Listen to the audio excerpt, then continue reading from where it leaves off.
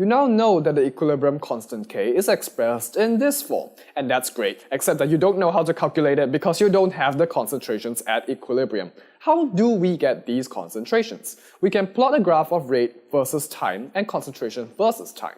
You will encounter these graphs quite often. In the graph of rate versus time, you notice that the forward reaction rate starts off at a very high rate, while the backward reaction rate starts off at a very low rate.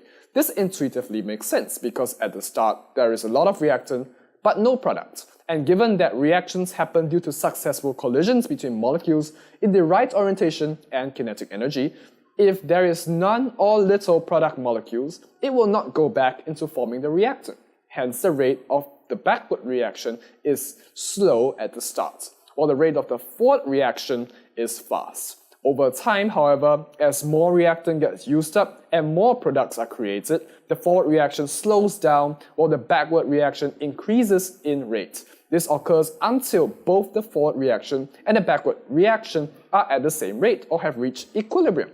We still can't get the concentrations of the reactants of products from this graph, but this does tell us what exactly goes on with the rate during the course of the reaction.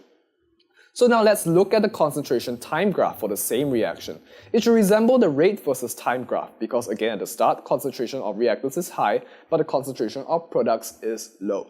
Over time, the concentration of products will increase and the reactants will decrease as the forward reaction occurs. But this slows down again as the forward rate of reaction slows down and the backward rate of reaction increases in speed. The difference, however, is that the concentration of the products and reactants, in fact most of the time, don't necessarily equal to one another.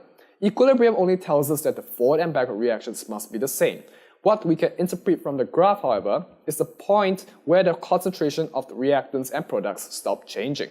This is the point where equilibrium is established because the forward rate of reaction is the same as the backward rate of reaction and there is no net change in the concentration of either the product or reactant.